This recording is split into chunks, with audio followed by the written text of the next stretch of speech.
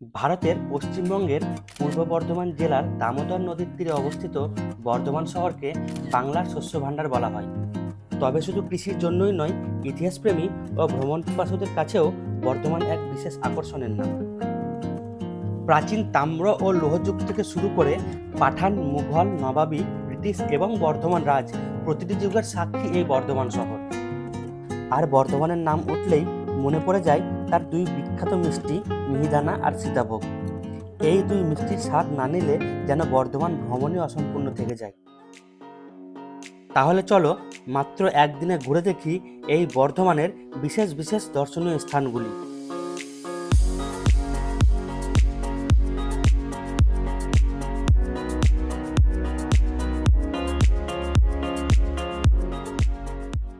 নমস্কার, আমি রাহুল।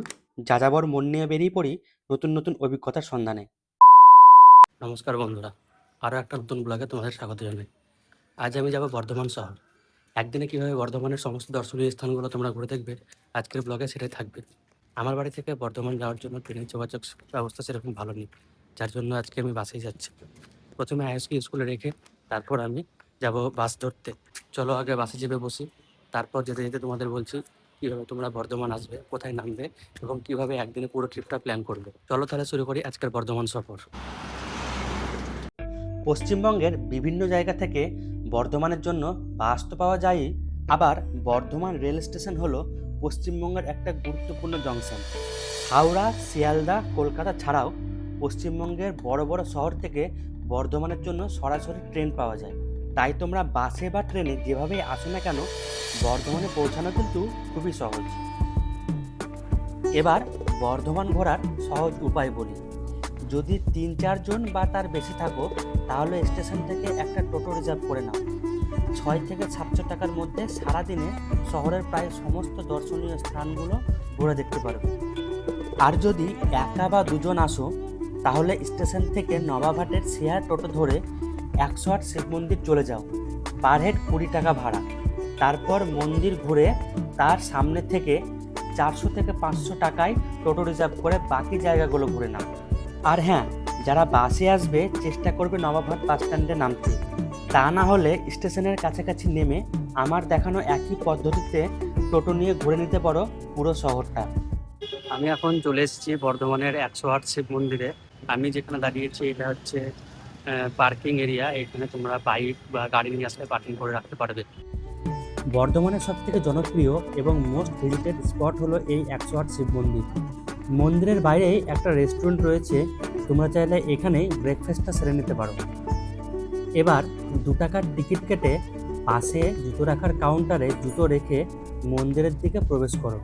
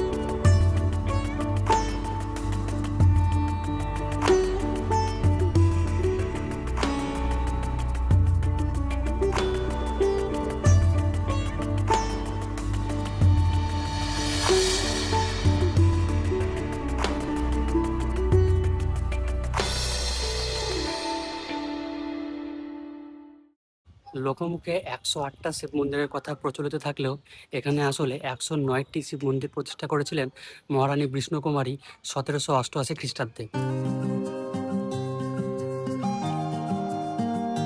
এখানে যেমন ১০৮টা আলাদা আলাদা শিব মন্দির আছে, সেরকমই প্রতিটা মন্দিরের কিন্তু আলাদা আলাদা নামও আছে। প্রতিটা শিব মন্দিরের গঠনশৈলী কিন্তু একই, কিন্তু একটা জিনিস লক্ষ্য করো, এই কোনায় যে শিব মন্দির দুটো রয়েছে সেই দুটোর গঠনশৈলী একটু আলাদা। পিছনে থাকা এই পুকুরকে কেন্দ্র করে এখানে ১০৮টা শিব মন্দির আছে। এই পুকুরে অনেক মাছ আছে এরকম পুকুরে সাধারণত যেসব মাছগুলো থাকে সেগুলোকে ধরা হয় না, খাওয়া হয় না, যার জন্য অনেক বড় বড় আকারে হয় সেগুলো। এটা যারা পারিবারিক মানুষ মানে ফ্যামিলি ম্যান, তাদের জন্য কিন্তু একটা মাস্ট ভিজিটেড প্লেস। এখানে তোমরা পরিবার নিয়ে একদিন খুব সুন্দরভাবে সময় কাটাতে পারবে।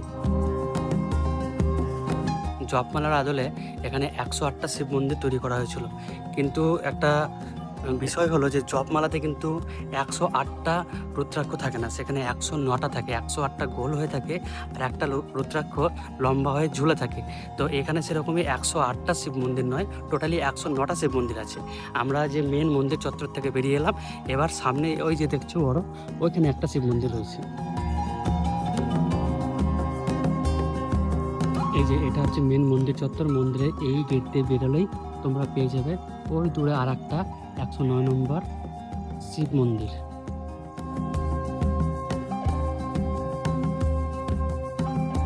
এখন আষাঢ় মাস চলছে, আগামী মাসে মানে শ্রাবণ মাসে বাবার মাস, তখন কিন্তু এই মন্দির চত্বরগুলো যেরকম ফাঁকা দেখছো এখন, এরকম ফাঁকা পাবে না। চরম পরিমাণে ভিড় হয়, প্রচুর ভক্তদের ঢল নামে এই মন্দিরে।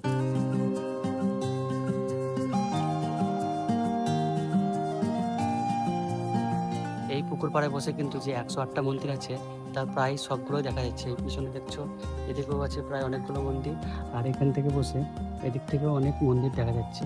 মানে এক কথায় এখানে বসে একটু শান্তশিষ্টভাবে আরাম করতে পারবে এবং মন্দিরের প্রাকৃতিক যে পরিবেশ সেটাকে উপভোগ করতে পারবে।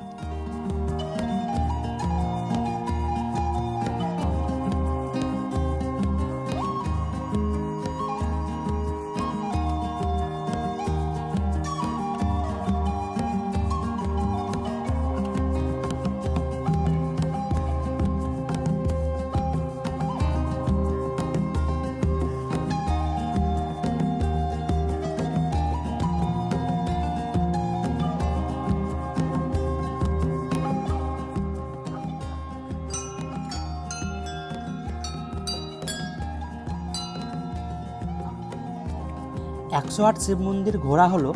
এবার আমি যাচ্ছি কঙ্কালেশ্বর মায়ের মন্দিরে।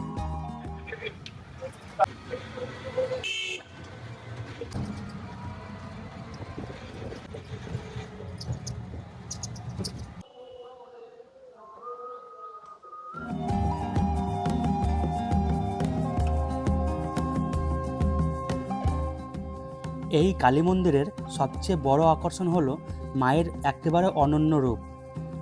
মায়ের রূপ এখানে একটা পাথরের উপর খোদাই করা আছে। ৫ ফুট লম্বা ও ৩ ফুট চওড়া এই মূর্তি। এই মায়ের মন্দিরে যে মায়ের মূর্তিটা আছে মানে কঙ্কালেশ্বরের মায়ের যে মূর্তি আছে, সেখানে কিন্তু মানবদেহের যে শিরা উপশিরা সেগুলো সবই দেখা যায়, মানে ভিজিবল আর কি। সেরকমই স্ট্রাকচার করে এই মূর্তিটা তৈরি করা হয়েছে। আর এই মূর্তি প্রায় ১০০০ বছরেরও বেশি পুরানো।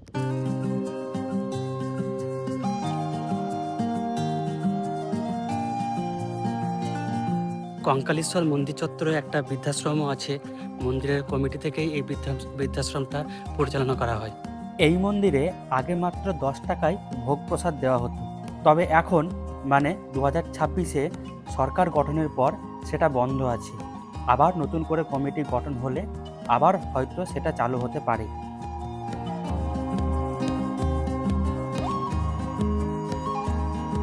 এটাই হলো কঙ্কালেশ্বর মায়ের পুরানো মন্দির। এখন নতুন মন্দিরটা একটু আগে যেটা দেখলে সেখানে শিফট করা হয়েছে। এবার আমি চললাম বর্ধমানেশ্বর শিব মন্দিরের দিকে। এখানকার প্রতিটি দর্শনীয় স্থান একে অপরের থেকে প্রায় ৫ থেকে ৭ কিলোমিটার দূরে অবস্থিত। পুরোহিত মশাইয়ের কাছ থেকে জানতে পারি ১৯৭২ সালের ১০ই আগস্ট জমি খননের সময় এই বিশাল শিবলিঙ্গটি আবিষ্কৃত হয়। প্রায় ৫ ফুট উঁচু এবং ১৩ টনেরও বেশি ওজনের এই শিবলিঙ্গ পশ্চিমবঙ্গের অন্যতম বৃহৎ শিবলিঙ্গগুলির একটি। ঠিক এই কারণেই স্থানীয়রা একে মোটা শিব বা বুড়ো শিব বলে থাকেন। শিবলিঙ্গটি আজও একেবারে সাদামাটা টিনের ছাউনির নিচে সেই প্রথম থেকেই রয়েছে। বহুবার ইট বালি পাথর দিয়ে পাকা মন্দির গড়ে তোলার চেষ্টা হয়েছে, কিন্তু প্রতিবারই কোনো না কোনো বাধা এসে দাঁড়িয়েছে। তাই স্থানীয় মানুষের বিশ্বাসে, ভক্তির টানে আর মোটা বাবার ইচ্ছা মতো মন্দিরটি আজও এই পুরাতন নিরাভরণ রূপে দাঁড়িয়ে আছে। ভোলে বাবা এখন এই মন্দিরে আছে, কিন্তু আগে এই পিছনের এই মন্দিরটাতেই প্রথম ভোলে বাবার যে বড় মূর্তিটা সেটা পাওয়া গেছিল। এবার চলো বর্ধমানের একটা গুরুত্বপূর্ণ ইতিহাস নবাব বাড়িতে। মুঘল শাসন আমলে বর্ধমানের নাম ছিল শরীফাবাদ। সেই সময় সম্রাট ফারুক সিয়ারের আমলে এই স্থাপত্য নির্মিত হয় বলে ইতিহাসবিদদের ধারণা। এটা সেনাপতি সৈয়দ খাজা আনোয়ারের সমাধিসৌধ। নবাব বাড়ির বংশধরেরা এটাকে প্রাইভেট প্রপার্টি বলে দাবি করেছে, তাই বর্তমানে এখানে রেকর্ডিং করা বন্ধ আছে। কিন্তু দেখার জন্য কোনো টিকিট বা নিষেধাজ্ঞা নেই, তাই যারা ইতিহাস ভালোবাসো অবশ্যই একবার ঢু মেরো এই স্থানে।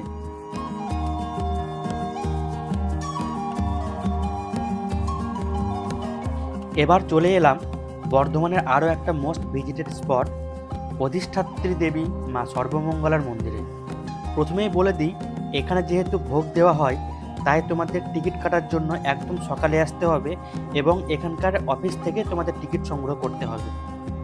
কথিত আছে প্রায় 350 বছর আগে বাগদি জেলেরা একটি পুকুর থেকে এই কস্তি পাথরের দেবী মূর্তিটি উদ্ধার করেন।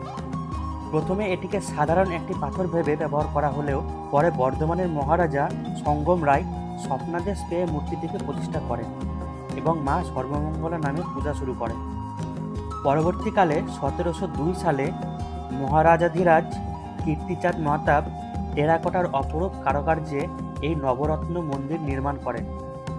এটি অবিভক্ত বাংলার প্রথম নবরত্ন মন্দির বলেও পরিচিত। মূল মন্দিরের চারপাশে রয়েছে একাধিক প্রাচীন শিব মন্দির, যা এই তীর্থক্ষেত্রের সৌন্দর্য আরও বাড়িয়ে তুলেছে। গর্ভগৃহে প্রতিষ্ঠিত রয়েছেন কষ্টি পাথরের অষ্টভুজা সিংহবাহিনী মহিষমর্দিনী রূপে মা সর্বমঙ্গলা। ভক্তদের বিশ্বাস তিনি অত্যন্ত জাগ্রত দেবী এবং তার আশীর্বাদেই একসময় বর্ধমান রাজ্যের সমৃদ্ধি লাভ হয়েছিল। আজও দুর্গাপূজা, কুমারী পূজা এবং বিভিন্ন উৎসব উপলক্ষে হাজার হাজার ভক্ত এখানে আসেন।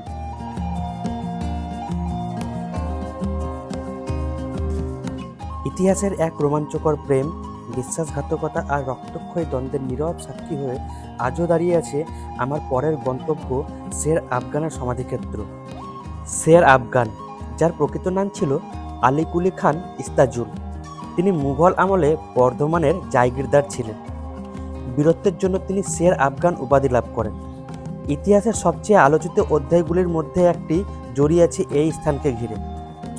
শের আফগানের স্ত্রী ছিলেন মেহেরুন্নেসা, যিনি পরবর্তীকালে মুঘল সম্রাজ্ঞী নূরজাহান নামে পরিচিত হন। কথিত আছে সম্রাট জাহাঙ্গীর মেহেরুন্নেসার প্রতি আকৃষ্ট ছিলেন। এরপর রাজনৈতিক সংঘাতের জেরে জাহাঙ্গীর বাংলার সুবেদার কুতুবউদ্দিন খান কোকাকে শের আফগানের বিরুদ্ধে পাঠান। 1610 সালে বর্ধমানে এক ভয়ঙ্কর দ্বন্দ্বযুদ্ধে শের আফগান ও কুতুবউদ্দিন দুজনেই নিহত হন। আজও তাদের সমাধি পাশাপাশি অবস্থিত, যা সেই ইতিহাসের নীরব সাক্ষী হয়ে দাঁড়িয়ে আছে। পরবর্তীকালে মেহেরুন্নেসাকে দিল্লিতে নিয়ে যাওয়া হয় এবং 1611 সালে সম্রাট জাহাঙ্গীরকে বিয়ে করে নূরজাহান নামে মুঘল সাম্রাজ্যের অন্যতম প্রভাবশালী সম্রাজ্ঞীতে পরিণত হন। বর্তমানে ভারতের প্রত্নতাত্ত্বিক সর্বেক্ষণ এই ঐতিহাসিক সমাধিক্ষেত্রে সংরক্ষণের দায়িত্ব রয়েছে। বর্ধমান এলে ইতিহাস প্রেমীদের জন্য এটি একটি অবশ্যই ঘুরে দেখার মতো জায়গা।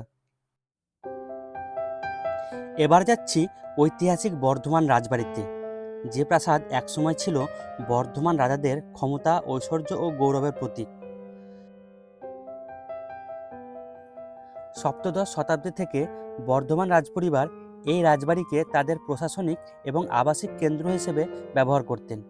বিশাল প্রবেশদ্বার, ইউরোপীয় ও ভারতীয় স্থাপত্যশৈলীর মিশেলে নির্মিত প্রাসাদ এবং রাজকীয় পরিবেশ আজও সেই অতীতের স্মৃতি বহন করে। জমিদারি প্রথা বিলুপ্ত হওয়ার পর এই রাজপ্রাসাদের নতুন অধ্যায় শুরু হয়। 1960 সালে প্রতিষ্ঠিত বর্ধমান বিশ্ববিদ্যালয়ের প্রশাসনিক কেন্দ্র হিসেবে রাজবাড়ির একটি বড় অংশ ব্যবহার করা হয়। আজ এখান থেকেই পরিচালিত হয় বিশ্ববিদ্যালয়ের গুরুত্বপূর্ণ প্রশাসনিক কাজ। অর্থাৎ যে প্রাসাদ একসময় ছিল রাজাদের শাসন কেন্দ্র, সেটি আজ হাজার হাজার শিক্ষার্থীর জ্ঞানচর্চার কেন্দ্র। ইতিহাস আর শিক্ষার এমন সুন্দর মেলবন্ধন খুব কম জায়গাতেই দেখা যায়। বর্ধমানের এই রাজবাড়ি শুধু একটি ঐতিহাসিক স্থাপত্য নয়, বরং অতীত ও বর্তমানের এক অসাধারণ সংযোগের প্রতীক। ইতিহাস, মন্দির আর রাজবাড়ি ঘোরা শেষ। এবার যাচ্ছি বর্ধমান জুওলজিক্যাল পার্ক। যদি তোমাদের সাথে বাচ্চা থাকে তাহলে বাকি স্পটগুলোর থেকে এখানে একটু বেশি সময় দিও, তাহলে বাচ্চারা আনন্দ পাবে। এবার চলে এলাম বর্ধমানের জুওলজিক্যাল পার্কে। পার হেড টিকিটের দাম 25 টাকা, আর 10 বছরের নিচে হলে 10 টাকা। এখন যে পরিমাণ রোদ রয়েছে, মনে হয় না কোনো পশু পাখি বাইরে এরকম খাঁচা আছে, খাঁচায় বসে থাকবে। ওদের পিছনে মানে ভিতরের দিকে আরেকটা করে শেড থাকে, মনে হয় সেই শেডেই সব লুকিয়ে থাকবে। দেখা যাক কত কি দেখতে পাই।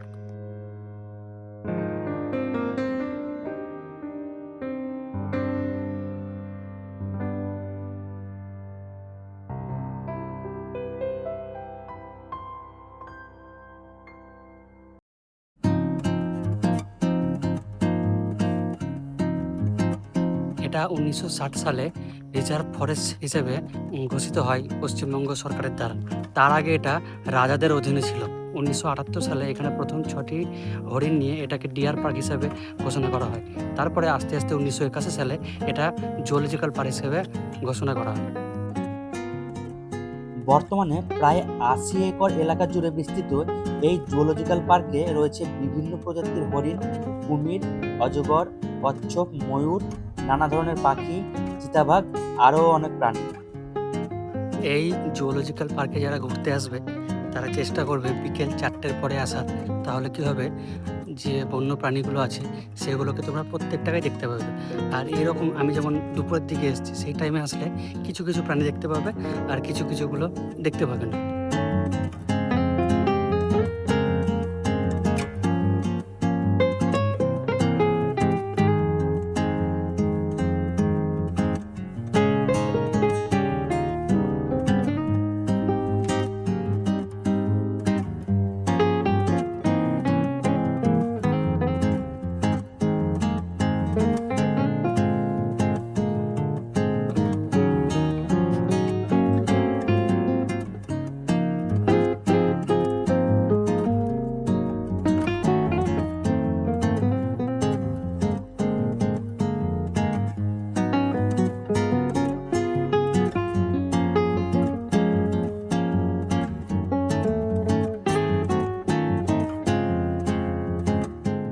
চিড়িয়াখানা অনেকটা বড় জায়গা নিয়ে হয়। এটা ঘুরে দেখতে অনেকটা টাইম লাগবে, তাই একটু হাতে সময় নিয়ে এখানে আসবে।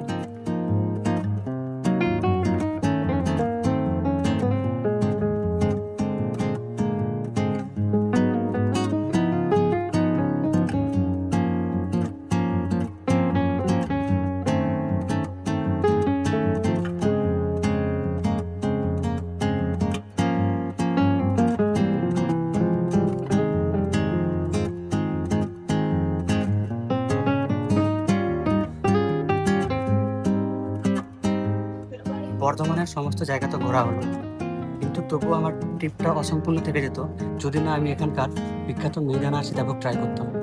তোমরাও অবশ্যই এলে এখানকার মিহিদানা আর সীতাভোগ ট্রাই করো। আমি যে দোকান থেকে নিয়েছি তোমরা চাইলে সেই দোকান থেকে নিতে পারো, অথবা বর্ধমানে অনেক দোকান আছে যেগুলোতে ভালো মিহিদানা বা সীতাভোগ পাওয়া যায়। আজ আমি বর্ধমানের যেসব জায়গা ঘুরে দেখলাম, এগুলো আমার মতে শহরের গুরুত্বপূর্ণ দর্শনীয় স্থান। এছাড়া আরও 3-4টে ঘুরে দেখার মতো জায়গা আছে, তবে একদিনের ট্রিপে সব কিছু কভার করা সম্ভব নয়। তাই আমার কাছে তুলনামূলকভাবে কম গুরুত্বপূর্ণ মনে হওয়া কয়েকটি জায়গা এই ব্লগে রাখিনি। ভিডিওটা যদি ভালো লেগে থাকে তাহলে অবশ্যই একটা লাইক করে বন্ধুদের সঙ্গে শেয়ার করো। আর এমন আরও ইতিহাস ও ভ্রমণের ভিডিও পেতে এই চ্যানেলটাকে সাবস্ক্রাইব করে পাশে থেকো।